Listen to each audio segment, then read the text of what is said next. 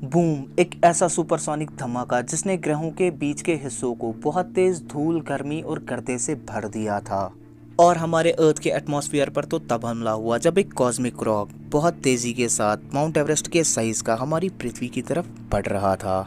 और देखते ही देखते ये अर्थ के एटमॉस्फेयर में इन कर गया।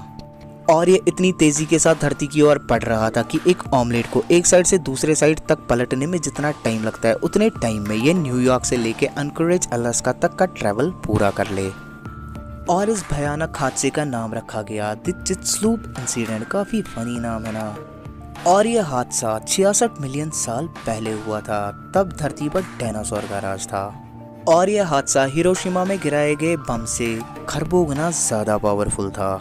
और इस हादसे ने कुछ ही सेकंड्स में पूरे दुनिया का नक्शा बदल के रख दिया था।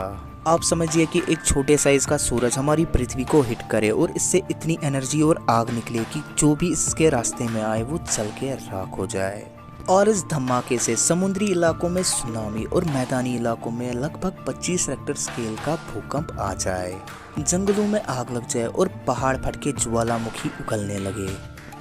इंडियन डायरीज के एक और नए एपिसोड में आप सभी का वेलकम। आज के वीडियो में हम बात करेंगे कि अगर 66 मिलियन साल पहले एस्टेरॉयड धरती को हिट नहीं करता तो आज भी हम क्या डायनासोर्स के साथ ही रहते?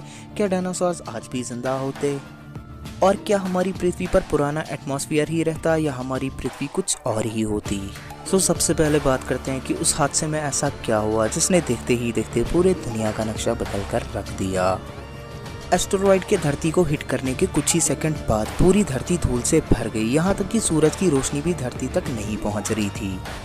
और धरती पर रहने वाले जानवरों का दम घुटने लगा क्योंकि बहुत ही ज़्यादा धूल की वजह से वो सांस नहीं ले पा रहे थे। और चारों ओर पिघला देने वाली गर्मी और अंधेरा ही अंधेरा था। और उन जानवरों के लिए चारों ओर परेशानी और डर के सिवा और कुछ नहीं था। सिंपल वर्ड्स में समझाऊँ तो उस टाइम के जानवरों के लिए वो दिन कयामत का दिन था। 180 मिलियन साल के लगातार बारिश के बाद जब हमारी पृथ्वी रहने के काबिल हुई और पृथ्वी पर जीवन की शक्ल में डायनासोर्स आबाद होने लगे। और फिर लाखों साल तक धरती पर डायनासोर्स का राज रहा। और फिर अचानक से एक दिन एक बड़े से पत्थर के टकराने की वजह से ये लाखों साल की जिंदगी चंद लम्हों में ही खत्म होकर रह गई। ये कुछ साइंटिस्ट का मानना है, बट कुछ साइंटिस्ट का ये भी मानना है कि एस्टेरॉयड हिट से पहले ही डायनासोर खत्म हो चुके थे। और ये सवाल क्यों, कब और कैसे हुआ, ये आज भी साइंटिस्ट के गले का कांटा बना हुआ है। क्योंकि ट्रेसिक पीरियड जो कि 22 मिलियन साल पहले थी, उस पीरियड में बहुत सी न्यू स्पीशीज इवॉल्व होने लगी और बहुत सी पुरानी वाली स्पीशीज दम तोड़ रही थी। और 120 मिलियन साल पहले और एस्टेरॉयड हिट से 40 मिलियन साल पहले बहुत से डायनासोर्स की स्पीशीज बहुत तेजी के साथ दुनिया में बढ़ रही थी, जिनमें सबसे ज्यादा मांसाहारी डायनासोर्स ट्राइपॉड और ट्राइनोसोर्स की तादाद बहुत तेजी के साथ बढ़ रही थी। और इन्हीं दोनों डायनासोर्स ने लगभग 70% डायनासोर्स का शिकार कर लिया था पूरी दुनिया से। जबकि कुछ साइंटिस्ट का ये कहना है कि अगर एस्टेरॉयड समुद्र में जा गिरा तो डायनासोर्स का अंत कैसे हुआ, जबकि डायनासोर जमीन पे रहने वाले जानवर है, समुद्री जानवरों का अंत क्यों नहीं हुआ। और यहाँ तक कि बहुत से साइंटिस्ट का ये भी कहना है कि 30,000 से 3 लाख साल तक डायनासोर्स की पॉपुलेशन बहुत तेजी के साथ धरती पे बढ़ने लगी एस्टेरॉयड हिट के बाद भी। क्योंकि हम सब जानते हैं बहुत तेज धमाके में छोटे जानवर ही सर्वाइव कर पाते हैं और अक्सर बड़े जानवर खत्म हो जाते हैं। क्योंकि छोटे साइज के जानवर हर टाइप के वेदर, क्लाइमेट चेंज और टेम्परेचर में सर्वाइव कर पाते हैं। और बहुत से साइंटिस्ट का ये कहना है कि अच्छा हुआ इस धमाके में बहुत से छोटे मैमल्स बच गए, वरना आज की डेट में आप और हम जिंदा नहीं रहते। क्योंकि वो कहते हैं ना, जो होता है अच्छे के लिए होता है। इस धमाके में 75% लिविंग थिंग्स टोटली खत्म हो चुके थे। और हमारी पृथ्वी पे आज 25% जानवर ऐसे हैं जो उस टाइम के मैमल्स और डायनासोर्स की प्रजाति से ताल्लुक रखते हैं। बट शायद आप बिलीव नहीं करेंगे कि उन्हीं में से एक प्रजाति चिकन भी है। जी हाँ, सही सुना, मुर्गा। एक रिसर्च में ये बात प्रूव हो गई कि चिकन अपना डीएनए डायनासोर्स के साथ सबसे ज़्यादा मैच करता है। ये जितने भी छोटे छोटे चिकन्स आप अपने आसपास देखते हैं, करोड़ों साल पहले ये भयंकर डायनासोर्स हुआ करते थे। आज के टाइम के 12-13 साल के बच्चे भी फुल चिकन खा लेंगे, बट करोड़ों साल पहले यही छोटे छोटे चिकन पूरे इंसान को खा जाते और ठकार भी नहीं लेते। और एक थ्योरी में ये भी कहा गया है कि डायनासोर्स इजीली आइस एज में सरवाइव कर चुके थे क्योंकि वो वार्म ब्लडेड हुआ करते थे। क्योंकि बहुत से डायनासोर्स की हड्डियां बर्फीले पहाड़ों से बरामद हुई है। यहाँ तक कि 2015 में रेगिस्तान से भी डायनासोर की हड्डी मिल चुकी है। और यहाँ तक कि बहुत से साइंटिस्ट का ये भी कहना है कि डायनासोर तेज़ गर्मी में और तेज़ सर्दी में इजीली सर्वाइव कर पाते थे। आज के हम इंसानों के लिए डायनासोर्स का मतलब बहुत भारी जिस्म वाले, कंधे से दिखने वाले और खूंखार जानवर है, बट हकीकत तो कुछ और ही है, क्योंकि ये वो जानवर है जिन्होंने अपने टाइम में पूरी दुनिया में चारों ओर दंगा और फसाद मचा कर रखा था। क्रिटेशियस पीरियड में डायनासोर्स बहुत तेज़ी के साथ पूरी दुनिया में बढ़ने लगे। ऐसा क्यों हुआ, साइंटिस्ट आज भी इस सवाल का जवाब ढूंढने में लगे हुए हैं, क्योंकि एक रिसर्च से ये बात पता चली कि उस टाइम के मशहूर डायनासोर्स, जिनमें टायरानोसॉरस, टी-रेक्स और ट्राइसेराटॉप्स 66 मिलियन साल तक बिना किसी टेंशन के अच्छे से इवॉल्व होते रहे। और इन 3 प्रजाति के जानवर आज भी आपको मिल जाएंगे और इनमें इवोल्यूशन का अंतर बिल्कुल आसानी से आप समझ सकते हैं। एक और रिसर्च में ट्रोडोन डायनासोर के बारे में कहा गया है। कहा जाता है कि ये डायनासोर के पूरे नस्ल में सबसे ज़्यादा तेज दिमाग वाला डायनासोर था, क्योंकि इसके छोटे छोटे पैर हुआ करते थे और ये बिल्कुल इंसानों की तरह दौड़ा करता था। और बहुत से साइंटिस्ट का ये कहना है कि ये बिल्कुल मूवीज़ में दिखाए जाने वाले एलियन की तरह दिखता था।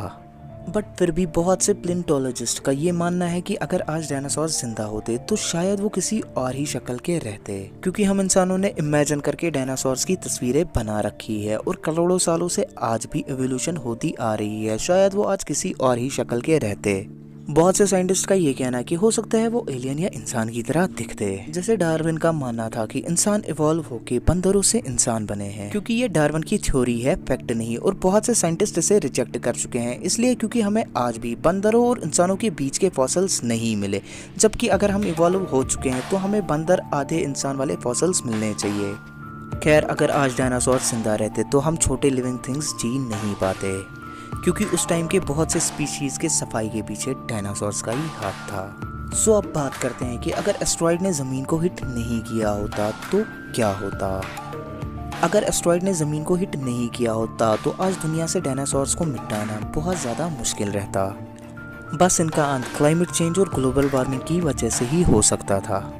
वैसे क्लाइमेट चेंज और ग्लोबल वार्मिंग करोड़ों सालों से होती आ रही है, ये आज की बात नहीं, क्योंकि क्लाइमेट चेंज का सामना डायनासोर करोड़ों साल पहले भी कर चुके हैं। मेसोजोइक एरा, जो कि ट्रेसिक और क्रिटेशियस पीरियड को कहा जाता है, इस एरा ने हमारी पृथ्वी के लिए बहुत ज़्यादा काम किया है, क्योंकि करोड़ों साल पहले हमारी पृथ्वी एक ही कॉन्टिनेंट थी और इस कॉन्टिनेंट का नाम पेंजिया कॉन्टिनेंट था। और इसी एरा में हमारी पृथ्वी पेंजिया कॉन्टिनेंट से 7 अलग अलग कॉन्टिनेंट में बट गई। एस्टेरॉयड हिट से पहले हमारी पृथ्वी बहुत तेजी के साथ हरी भरी होने लगी थी और चारों ओर हरियाली ही हरियाली थी। और बहुत से डायनासोर्स मांसाहारी थे, जिस वजह से उन्हें जीने में बहुत ज़्यादा प्रॉब्लम हो रही थी और बहुत तेज़ी के साथ क्लाइमेट चेंज भी हो रहा था, जिनमें सबसे ज़्यादा कार्बन डाइऑक्साइड और ऑक्सीजन लेवल पर असर पड़ रहा था। और बहुत तेज़ी के साथ चारों ओर ज्वालामुखी के पहाड़ फट रहे थे।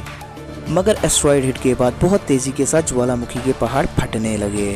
बट हकीकत तो ये है कि डायनासोर्स का अंत ग्लोबल वार्मिंग और क्लाइमेट चेंज की वजह से होना था। एस्टेरॉयड हिट ने तो ये काम आसान कर दिया और यही एस्टेरॉयड हिट वो टर्निंग पॉइंट बनी, जिसमें बहुत से मैमल्स को अपनी ज़िंदगी जीने का मौका मिला। और अगर ऐसा नहीं होता तो शायद किसी और टाइप के जानवर हमारी पृथ्वी पे आज राज कर रहे होते।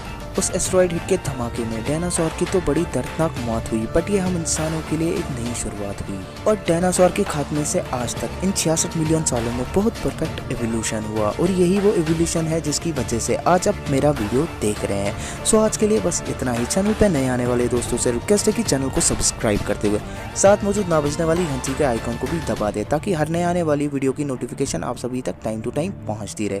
अगले वीडियो में फिर मिलेंगे, तब तक के लिए टाटा।